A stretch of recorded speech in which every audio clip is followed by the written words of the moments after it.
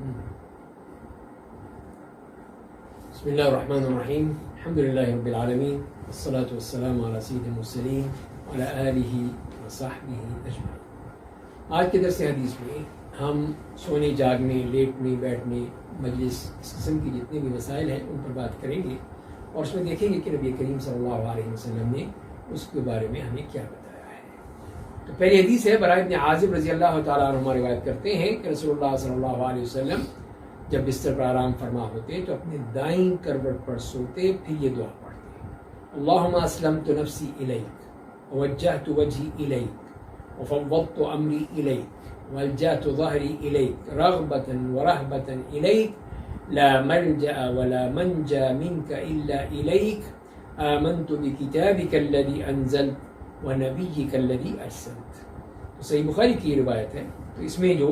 دعا بتائی گئی ہے کہ رات کو سوتے وقت دعا مانگنی چاہیے، یعنی اے اللہ میں اپنا نفس تیرے سپرد کر دیا، میں نے اپنے آپ کو تیری طرف متوجہ کر دیا، اپنے معاملے کو تیرے سپرد کر دیا، اپنے پشت کو رغبت و خوف کے ساتھ تیری طرف لگا دیا، تجھ سے بھاگ کر کوئی جائے پناہ اور چھٹکارے کی جگہ نہیں ہے۔ میں تیری اس کتاب پر ایمان لایا جو تو نے نازل فرمائی، اور تیرے اس نبی پر ایمان لایا جسے تو نے بھیجا ہے۔ تو اس سے معلوم یہ ہوا کہ یہ طریقہ ہے کہ رات کو پھر دعا کر کے اس طرح سونا چاہیے جیسے کہ اس حدیث میں بیان کیا۔ اور دوسری بات یہ ہے کہ اب دائیں کروٹ پر، اور یہ بھی آتا ہے کہ اپنا دائیں ہاتھ جو ہے وہ اپنی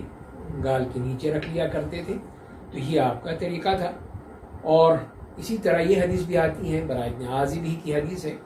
کہ رسول اللہ صلی اللہ علیہ وسلم نے مجھے فرمایا تھا کہ جب تم سونے کے لیے اپنے بستر پر جانے کا ارادہ کرو تو وضو کر لیا کرو،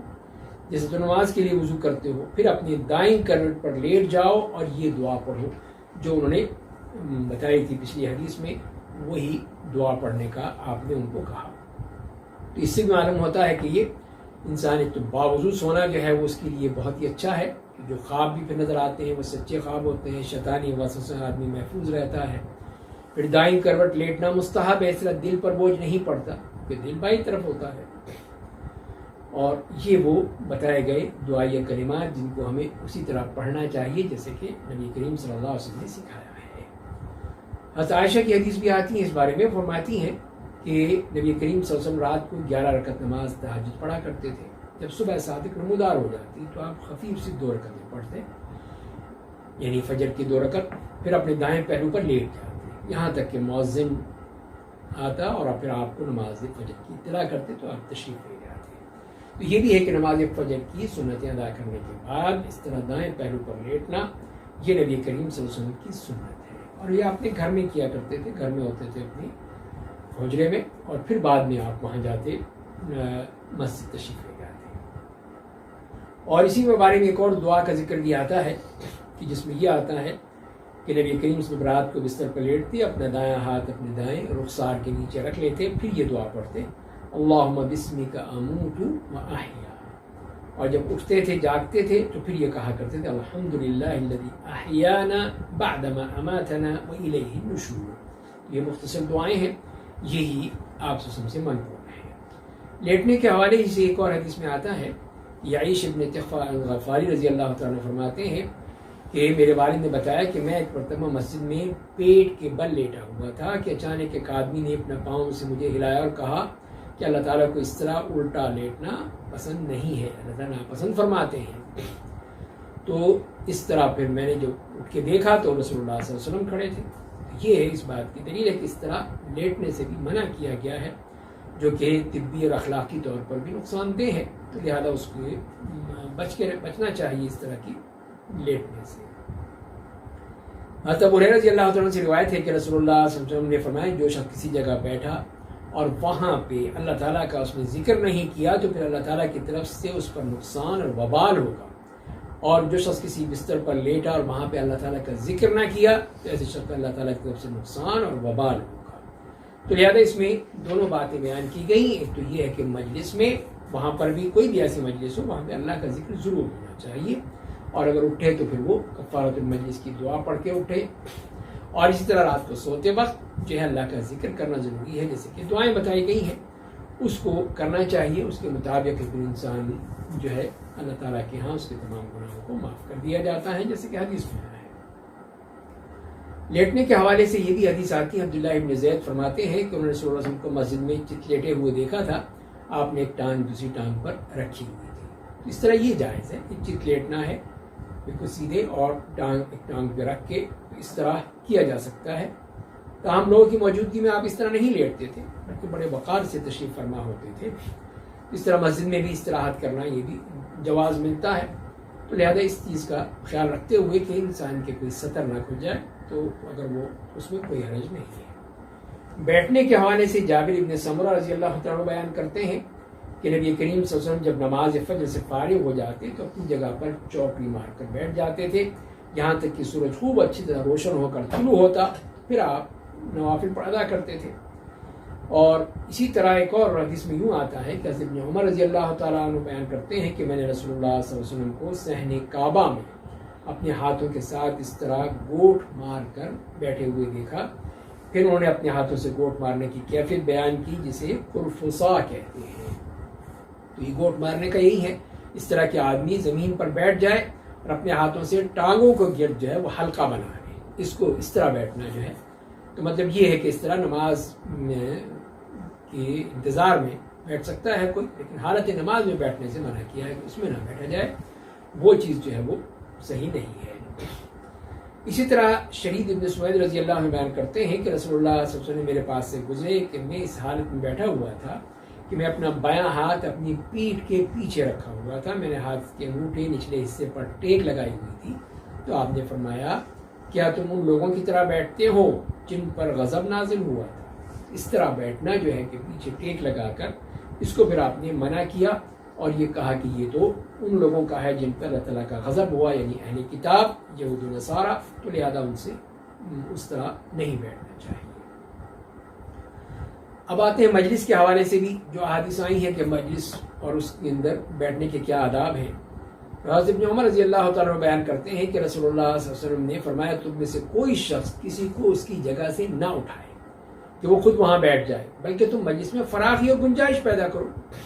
اور یہ حضرت ابن عمر کا معمول تھا کہ جب کوئی آدمی ان کی خاطر اپنی جگہ سے اٹھ کھڑا ہوتا تو اس جگہ نہیں بیٹھتے تھے۔ تو یہ ہے کہ اس طرح یہ ادب کے خلاف ہے کہ آدمی کسی جگہ پہ جائے اسے کہ تم اٹھو میں تمہاری جگہ بیٹھوں گا۔ ظاہر وہ پہلے آیا ہے، اس کا حق ہے کہ وہ بیٹھے، کسی اور کا حق نہیں ہے کہ وہ کسی اور کو اٹھا کے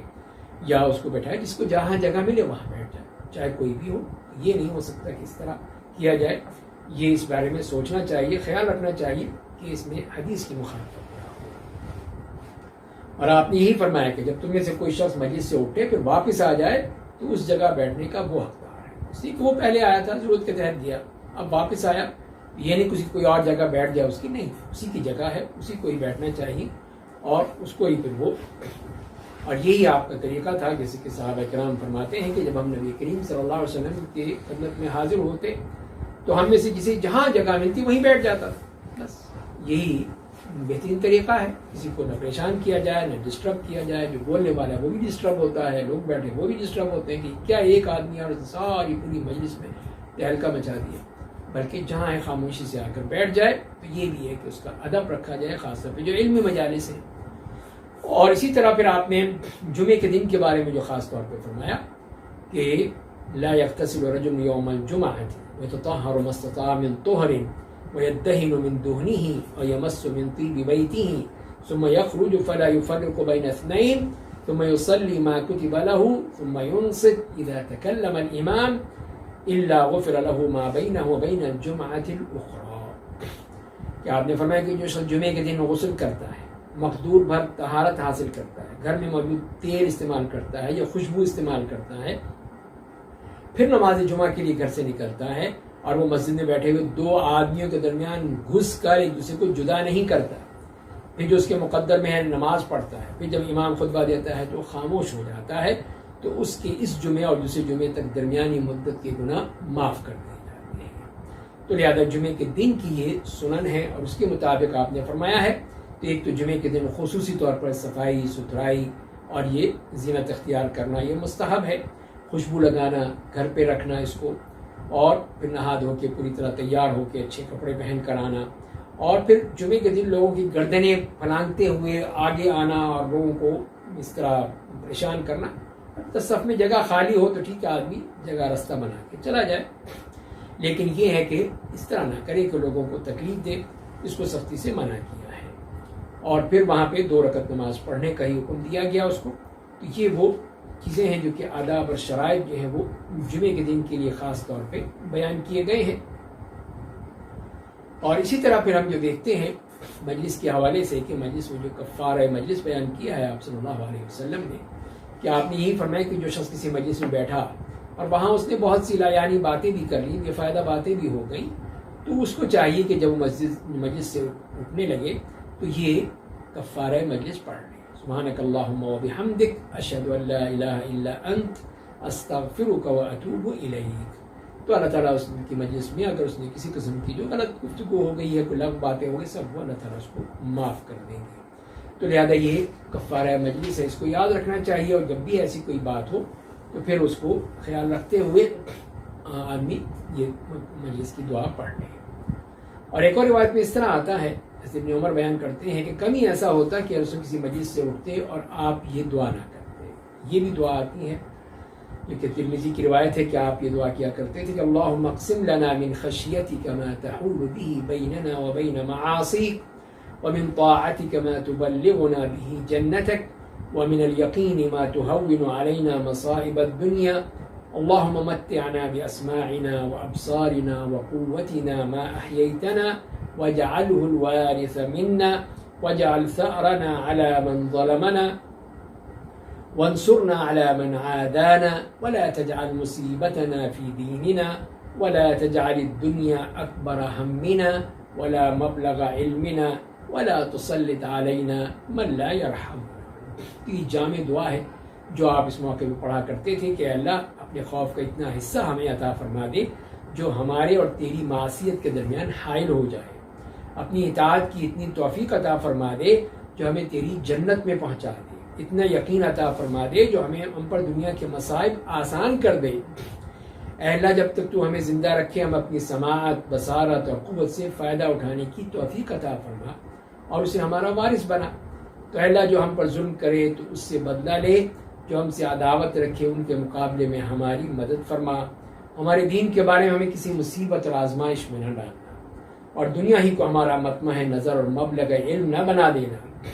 اور ایسے لوگوں کو ہم پر مسلط نہ کرنا جو ہم پر رحم نہ کرے۔ اس طرح نبی کریم صلی اللہ علیہ وسلم نے یہ جامع دعا بتائی ہے۔ تو لہذا اس میں خیال رکھنا چاہیے کہ ایسے مجلس میں تو وہ مجلس ہو یا وہ دعا پڑھی جائے یا یہ دعا پڑھی جائے، یہ ضروری ہے۔ اس لیے کہ اگر کوئی بغیر کچھ پڑھے اٹھ جائے گا تو اس کے بارے میں حدیث میں آتا ہے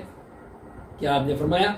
کہ ما من قوم يقومون من مجلس لا يذكرون الله تعالى فيه الا قاموا عن مثل جيفة حمار وكان لهم حسرة، کہ آپ نے فرمایا جو لوگ کسی مجلس سے اللہ کا ذکر کیے بغیر اٹھ جاتے ہیں تو وہ ایسے ہیں جسے کسی مردار گدھے کے پاس سے اٹھے ہوں، اور یہ مجلس ان کے لیے پھر باعث حسرت بن جاتی ہیں اور وہ پھر اس سے کوئی فائدہ نہیں اٹھا سکتے ہیں۔ تو یہ ہے کہ اس طرح کی مجالس کا خیال رکھتے ہوئے ایک تو یہ ہے کہ اس قسم کی جو مجالس ہوں ان سے آدمی اجتناب کرے، ان میں نہیں بیٹھنا چاہیے جہاں پہ گناہ کی بات ہو رہی ہو، اللہ کی معصیت ہو رہی ہو، نافرمانی ہو رہی ہو، تو ایسے مجالس سے احتراز کرنا چاہیے۔ اگر آدمی چلا بھی جائے تو پھر یہ ہے کہ اللہ تعالیٰ سے یہ کفارہ مانگ کے یہ دعا پڑھ کے، تو اس طرح یہ ہے کہ اللہ تعالیٰ اس کی شرکت کو بھی معاف کر دیں گے، اس کے گناہ ہیں جو معاف کر دیں گے۔ اسی لیے آج کل کے اس دور میں جیسے کہ شادی بیاہ کے موقع پر یا اور دوسرے کسی موقع پر جو اس قسم کی مجالس آ جاتی ہیں جہاں پہ موسیقی وغیرہ بھی ہے، گانا بجانا ہے، مخلوط محفلیں ہیں، تو وہاں پہ اگر نہ جائیں تو پھر یہ ہے کہ آپ کو پریشانی ہوتی ہے، قطع رحمی ہوتی ہے، جائیں تو پھر یہ مسائل ہیں۔ تو بہرحال اس میں یہی ہے کہ انسان اجتناب کرنے کی کوشش کرے، اور اگر جائے تو پھر یہ ضرور دعا کر لے اور اللہ تعالیٰ سے اپنی اس گناہ کی معافی مانگ لے۔ اللہ تعالیٰ معاف کرنے والا ہے۔ اللہ ہمیں سمجھنے اور عمل کرنے کی توفیق عطا فرمائے۔ وآخر دعوانا الحمد للہ رب العالمین۔